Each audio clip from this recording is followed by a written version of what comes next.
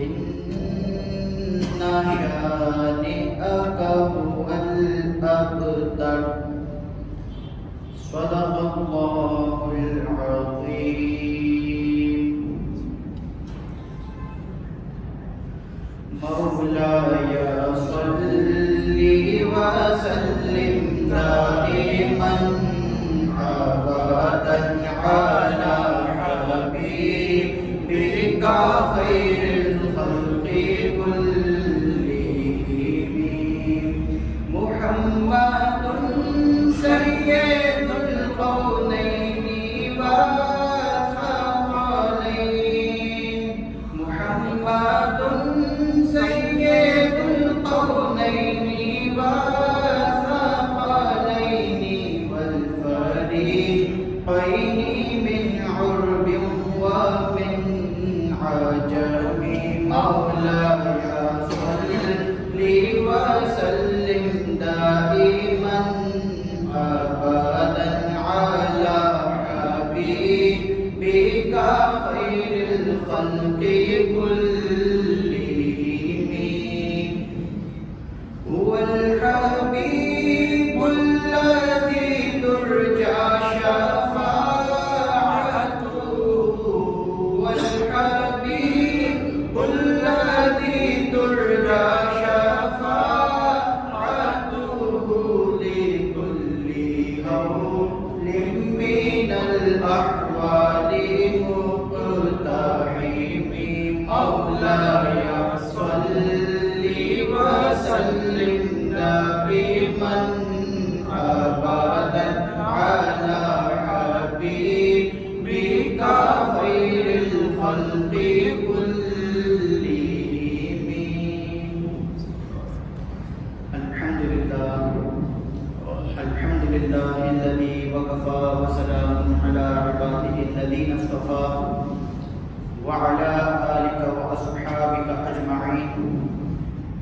أما بعد فأعوذ بالله من الشيطان الرجيم. بسم الله الرحمن الرحيم. الله ولي الذين آمنوا يخرجهم من الظلمات إلى النور. صدق الله العلي العظيم وصدق رسوله النبي الأمين المكين الكريم ونحن على ذلك لمن الشاهدين والشاكرين والحمد لله رب العالمين. بعد حمد و صلات اللہ تبارک و تعالیٰ کا شکر ہے کہ اللہ تبارک و تعالیٰ نے ہمیں اپنے محبوب لوگوں کا ذکر سننے کے لیے جمع فرمایا. آج کا موضوع ہے قرآن حدیث کی روشنی میں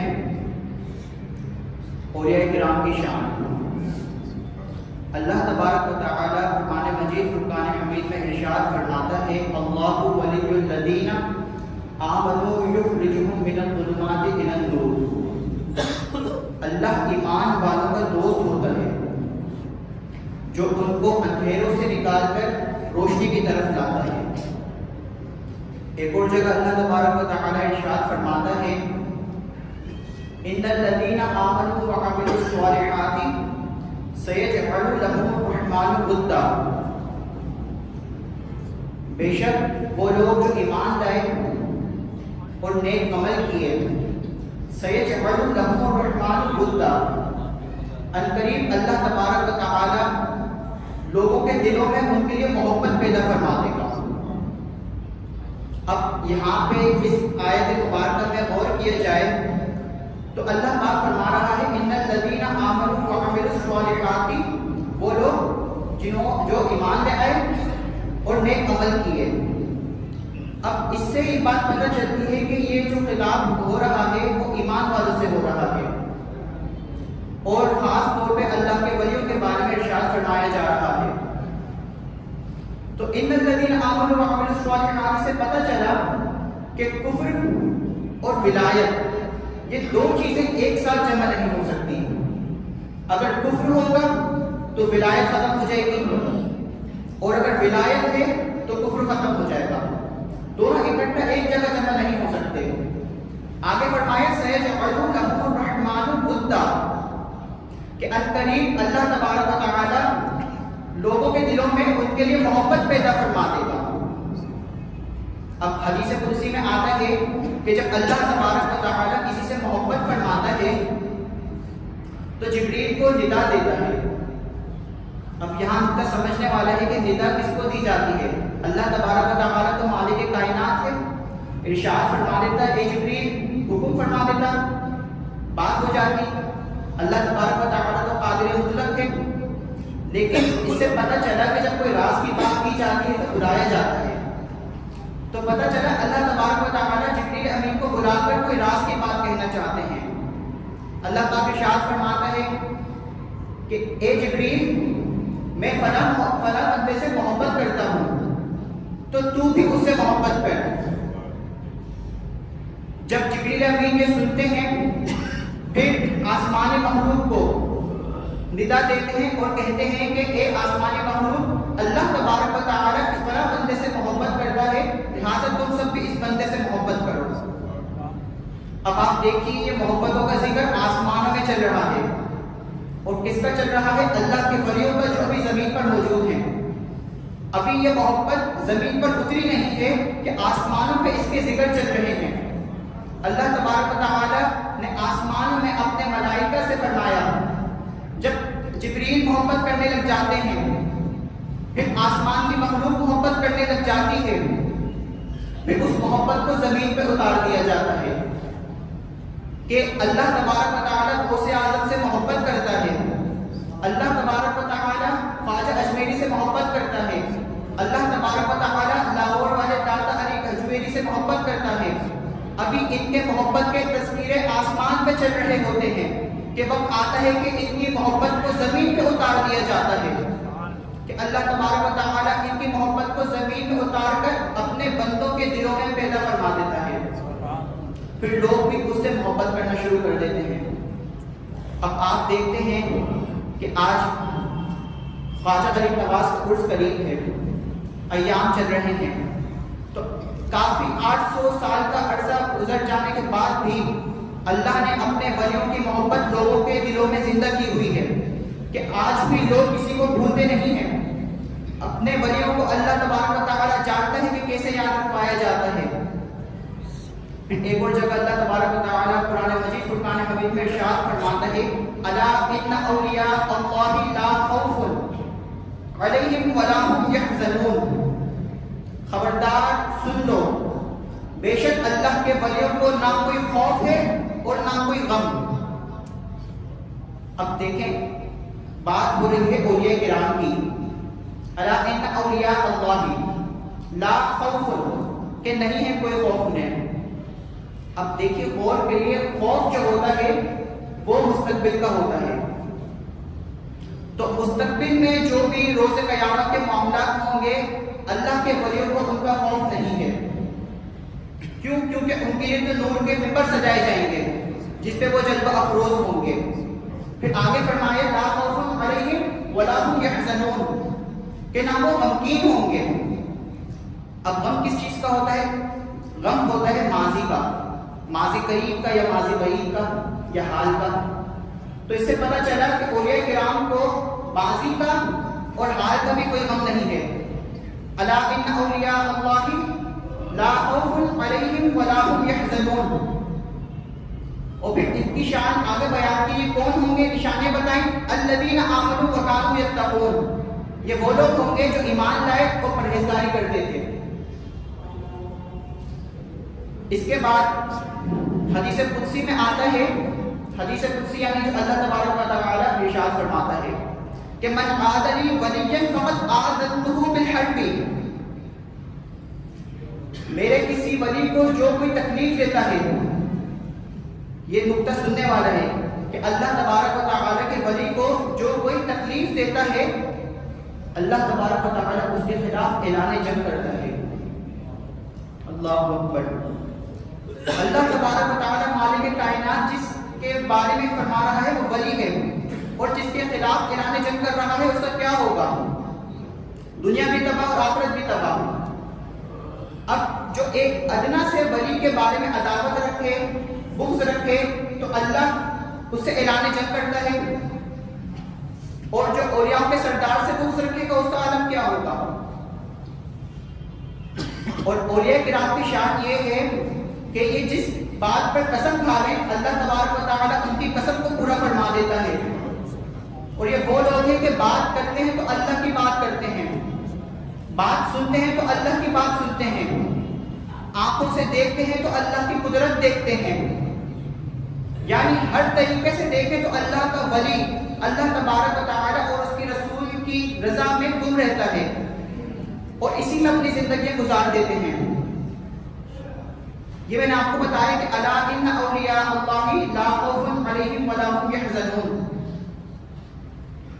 اس کے بعد اولیاء کرام جب زمین پہ ہوتے ہیں پھر ان کی محبت اللہ تبارک و تعالیٰ جب بندوں کے دلوں میں اتار دیتا ہے تو پھر اس مخلوق بھی اس کے بندوں سے محبت کرنے لگتی ہے. اس کے بعد دیکھتے ہیں کہ داتا علی حجویری، اب آپ اس کا ایکسپیرینس اس سے کر سکتے ہیں، تجربہ اس سے کر سکتے ہیں کہ داتا علی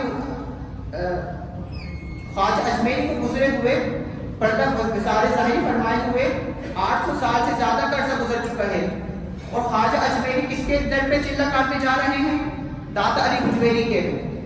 تو داتا علی حجویری کا مقام یہ ہے کہ اللہ تبارک و تعالیٰ نے لوگوں کے دلوں میں محبت پیدا فرما دی. اب آگے دیکھتے ہیں الا ان اولیاء اللہ لا خوف علیہم ولا هم يحزنون الذین آمنوا وکانوا یتقون، اور آگے ان کی نشانیاں بھی بیان فرما دی. اب خواجہ اجمیری کو ہم دیکھتے ہیں کہ خواجہ اجمیری رضی اللہ تعالی عنہ جو سلطان ہند ہیں، شہنشاہ ولایت ہیں، سلطان العارفین ہیں، وہ 14 رجب المرجب کو 537 ہجری میں اس دنیا میں تشریف لاتے ہیں. آپ نجیب الطرفین ہیں، یعنی والدہ کی طرف سے بھی اور والد کی طرف سے بھی، دونوں طرف سے سید زادے ہیں. والد کی طرف سے حسینی سید ہیں اور والدہ کی طرف سے حسنی سید ہیں. اسے ہم بولتے ہیں نجیب الطرفین کہ دونوں طرف سے سید ہیں. جب آپ کی عمر 15 سال تک ہوتی ہے تو والد کا سایہ سر سے اٹھ جاتا ہے. پھر جب 2 سال مزید گزرتے ہیں تو والدہ کا سایہ اٹھ جاتا ہے. تو ترکے میں جو چیز آتی ہے وہ ایک باپ ہوتا ہے اور دوسرا ایک پنچکی. ایک مرتبہ باپ میں اپنے موجود ہوتے ہیں کہ حضرت ابراہیم قندوسی رحمۃ اللہ تعالی علیہ تشریف لاتے ہیں اور نکاح ولایت میں وہ تاثیر دیکھی، بدلتی ہزاروں کی تقدیر دیکھی. پتہ چلتا ہے کہ یہ جوان مادرزاد ولی ہے. حضرت ابراہیم قندوسی رحمۃ اللہ تعالی علیہ کی نکاح سے پتہ چلتا ہے کہ یہ جوان مادرزاد ولی ہے. تو آپ رضی اللہ تعالی عنہ کے اندر توحید کا جوش چڑھتا ہے. آپ وہ باپ بیچتے ہیں اور علم دین کے لیے نکل جاتے ہیں. اب دیکھیے گا علم دین کے لیے کہاں کہاں جاتے ہیں. کبھی سمرقند جا رہے ہیں، بخارا جا رہے ہیں اور پھر اپنے علم دین میں مشغول ہو جاتے ہیں. علم دین میں وہ صرف و نحو پڑھتے ہیں، اصول فقہ، اصول حدیث، اصول تفسیر، یعنی کل علوم دینیہ شریعہ کو حاصل کرتے ہیں. جب تکمیل ہو جاتی ہے اور اتنا علم حاصل کرتے ہیں کہ ایک وقت آتا ہے کہ 3 سال تک مدینے کے اندر محدث ہوتے ہیں. اب آپ دیکھیے کہ محدث اس وقت مدینے کے اندر کتنی بڑی بات ہے کہ جب بیان کرتے ہوں گے تو محفل میں کتنے لوگ بیٹھے ہوں گے کہ آئمہ موجود ہیں، خود محدث موجود ہیں، اس وقت کے ولی موجود ہیں. جب یہ تمام چیزیں ہوتی ہیں تو پہلے پتہ چلا کہ خواجہ صاحب اجمیری بعد میں تھے، پہلے محدث مدینہ تھے. اس کے بعد جب تعلیم مکمل ہو جاتی ہے پھر خواجہ صاحب اپنے مرشد کی تلاش میں نکلتے ہیں اور ایک قصبے میں مختلف مقامات سے گزر کر ایک قصبے میں حضرت عثمان ہارونی رضی اللہ تعالی عنہ سے ملاقات ہوتی ہے. آپ انہیں حکم دیتے ہیں کہ آپ 2 رکعت نماز پڑھیے اور کچھ حکم دیتے ہیں، وہ تکمیل کرتے ہیں، اس کے بعد حاضر ہوتے ہیں. پھر 2.5 سال تک آپ کی صحبت اختیار کرتے ہیں. 2.5 سال کی صحبت اختیار کرنے کے بعد 20 سال مزید اپنے پیر کی خدمت سر انجام دیتے ہیں۔ جب یہ ہو جاتا ہے 52 سال کی عمر تک پہنچتے ہیں تو پھر شیخ عثمان ہارونی رضی اللہ تعالی عنہ آپ کو بلا طلب خرقہ خلافت عطا فرماتے ہیں۔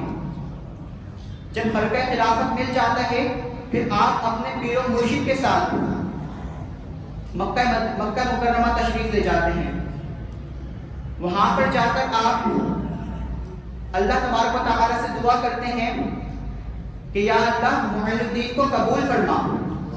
ندا آواز آتی ہے کہ قبول کیا۔ پھر آپ مدینہ منورہ تشریف لے جاتے ہیں۔ مدینہ منورہ میں آپ کو حکم ہوتا ہے آپ کے شیخ کی طرف سے کہ سلام عرض کرو۔ آپ سلام کرتے ہیں تو روزے کی جالیوں سے آواز آتی ہے وعلیکم السلام یا قطب المشائخ۔ تو اس سے پتہ چلتا ہے کہ اللہ تبارک و تعالی کے نبی صلی اللہ علیہ وسلم کی بارگاہ سے آپ کو ولایت ہند ملی تھی۔ ولایت ہند جب مل جاتی ہے اس کے بعد آپ کو حکم ہوتا ہے کہ آپ تشریف لے جائیے۔ پھر آپ بغداد شریف تشریف لے جاتے ہیں۔ بغداد جانے کے بعد مختلف مقامات پر جاتے ہیں اور مختلف اولیاء سے ملاقات کرتے ہیں۔ مختلف اولیاء سے ملاقات کرنے کے بعد پھر آپ داتا علی حجویری رضی اللہ تعالی عنہ کے مزار اقدس پر تشریف لاتے ہیں اور چلہ کشی کرتے ہیں، اور پھر وجدانی کے فعل میں پکار اٹھتے ہیں کہ گنج بخش فیض عالم مظہر نور خدا کاملارا پیر کامل ناقصارا رہنما۔ جب یہ شعر فرماتے ہیں تشریف لے جاتے ہیں، پھر لاہور سے اجمیر کی طرف آ جاتے ہیں۔ اب اجمیر آنے کے بعد یہ جو کل جماعت آتی ہے یہ 40 لوگوں کی جماعت آتی ہے، یعنی آپ رضی اللہ تعالی عنہ کے ساتھ 40 مزید اولیاء کرام موجود ہوتے ہیں۔ جب آپ تشریف لاتے ہیں تو وہاں کا جو سمراج ہے پرتھوی راج ہوتا ہے وہاں آپ کو پریشان کرتا ہے، مختلف قسم کی اذیتیں دیتا ہے۔ پھر ایک وقت آتا ہے کہ آپ فرماتے ہیں کہ اے پرتھوی راج میں تجھے زندہ پکڑ کر لشکر اسلام کی سپرد کرتا ہوں۔ جب آپ یہ کہتے ہیں تو ایک وقت وہ بھی آتا ہے کہ محمد شہاب الدین غوری رحمت اللہ تعالی علیہ پرتھوی راج پہ حملہ کرتا ہے اور اس کو گرفتار کر لیتا ہے۔ جب گرفتار کر لیتا ہے تو آپ رضی اللہ تعالی عنہ کی کرامت پوری ہو جاتی ہے۔ تو اس سے پتہ چلا کہ اولیاء کرام کی جو کرامات ہوتی ہیں نبی کریم علیہ الصلوۃ والسلام کے معجزے کا مظہر ہوتی ہیں، اور قرآن مجید فرقان حمید میں ارشاد فرمایا وَوَضَعْنَا لَكَ ذِكْرَكَ الَّذِي أَنقَضَ ظَهْرَكَ کہ ہم نے آپ پر سے وہ بوجھ اتار دیا جس نے آپ کی کمر توڑی تھی یا پیٹھ توڑی تھی۔ تو مفسر کرام اس کے بارے میں لکھتے ہیں کہ اللہ کے نبی صلی اللہ علیہ وسلم کو اس بات کا غم ہوتا تھا، قلب اطہر پہ بوجھ محسوس ہوتا تھا کہ وصال ظاہری کے بعد اس دین کی تبلیغ کون کرے گا۔ جب پھر اللہ تبارک و تعالیٰ نے ارشاد فرمایا کہ ہم آپ کو اتنا عطا فرمائیں گے کہ آپ راضی ہو جائیں گے، تو پتہ چلا کہ نبوت کا دروازہ تو بند ہو چکا ہے۔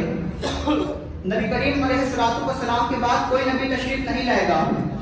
تو پھر اس کا حل یہ ہوا کہ اللہ تبارک و تعالیٰ نے اس امت میں اولیاء کرام اور علماء کرام کو پیدا فرمایا۔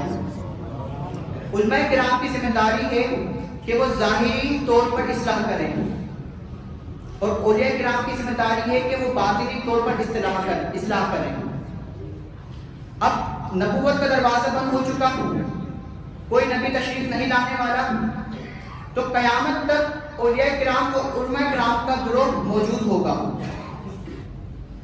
اب ہم دیکھتے ہیں کہ اولیاء کرام کی اقسام، تو کئی سارے اقسام ہیں، اس میں سے ایک ہوتا ہے مادر ذات ولی جو پیدائشی ولی ہوتا ہے، اور دوسرا ہوتا ہے ولی تشریعی، یعنی وہ مسلمان جب 40 مسلمان موجود ہوتے ہیں تو ایک متقی مسلمان ہوتا ہے اور اسے خود نہیں پتا ہوتا کہ وہ ولی تشریعی ہے۔ 40 मुसलमानों में एक मुत्तकी मुसलमान मौजूद होता है, वो वली तशरीकी होता है, और एक होता है वली तकनीवी। ये क्या होता है? जब अल्लाह तबारक व तआला जिन लोगों को तसर्रुफ का मौका अता फरमाता है, जिसमें गौस कुतुब अब्दाल होते हैं, ये वो तमाम लोग होते हैं जो वली तकवीनी के अंदर आते हैं। अब इसके बाद देखते हैं कि यकीन की कितनी किस्में हैं। इसका ताल्लुक औलिया किराम से है। एक होता है इल्मुल यकीन, कि जब इंसान कोई चीज सुनता है तो उसे यकीन हासिल हो जाता है, और दूसरा होता है हक़्क़ुल यकीन, कि जब इंसान अपने आप को खत्म कर देता है, फना कर देता है, तो हक़्क़ुल यकीन होता है। तो औलिया किराम की जो शान है वो ये है कि हक़्क़ुल यकीन करते हैं। इन्होंने अपनी जिंदगियां अल्लाह तबारक व तआला और उसके रसूल सल्लल्लाहु अलैहि वसल्लम की याद में अपनी जिंदगियां गुजारती हैं, कुरान की खिदमत में अपनी जिंदगियां गुजारती हैं। तो अल्लाह तबारक व तआला इनके बारे में इरशाद फरमाता है कि मैं इनके हाथ बन जाता हूँ जिससे वो पकड़ते हैं, मैं इनकी आंख बन जाता हूँ जिससे वो देखते हैं, मैं इनके कान बन जाता हूँ जिससे वो सुनते हैं, मैं इनके पाँव बन जाता हूँ जिससे वो चलते हैं।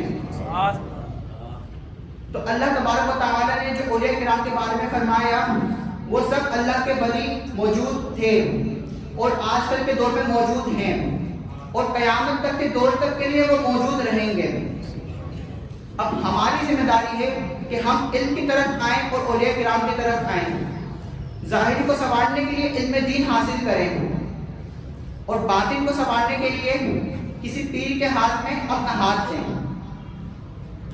पीर की जो शराइत बताई गई हैं वो 4 हैं कि पीर सबसे पहले सुन्नी सहीह अकीदा मुसलमान हो, वरना ईमान से हाथ धो बैठेंगे, और दूसरा इतना इल्म हो कि अपने मसाइल किताबों से निकाल सके,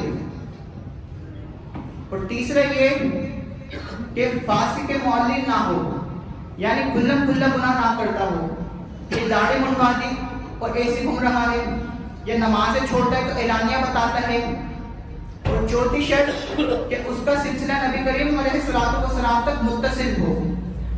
जब ये शराइत पाई जाए किसी शख्स के अंदर तो इंसान को चाहिए कि वो अपना हाथ उस पीर के हाथ में दे दे, ताकि अल्लाह तबारक व तआला के कुर्ब हमें हासिल हो सके, क्योंकि अल्लाह तबारक व तआला का कुर्ब हुजूर अलैहिस्सलातु वस्सलाम के जरिए होता है, और हुजूर अलैहिस्सलातु वस्सलाम का कुर्ब औलिया किराम के जरिए होता है। अब हम देखते हैं कि ख्वाजा अजमेर जो कितने बड़े मुहद्दिस तय्यब मदीना तय्यबा के थे, उस वक्त भी कितने बड़े आलिम थे। अल्लाह तबारक व तआला ने विलायत अता फरमाई थी, फिर भी इल्म दीन के लिए निकल गए थे, फिर इल्म हासिल करा। मगर आज हम देखते हैं तो हमने सिर्फ गौसे आज़म रज़ी अल्लाह तआला अन्हु या ख्वाजा अजमेरी से सिर्फ विलायत ले ली है, पीरी फकीरी ले ली है, इल्म की तरफ हम लोग नहीं आते। तो हमें चाहिए कि हम इल्म की तरफ आएं, और जब हम किसी पीरे कामिल को देखें और जब चारों शराइत उनमें पाई जाए तो हमें चाहिए कि हम उनके हाथ में अपना हाथ दे दें, ताकि हमें अल्लाह तबारक व तआला का कुर्ब हासिल हो सके। अल्लाह तबारक व तआला से दुआ है कि जो कुछ सुना समझा उस पर अमल करने की तौफीक अता फरमाए। वमा अलैना इल्लल बलाग।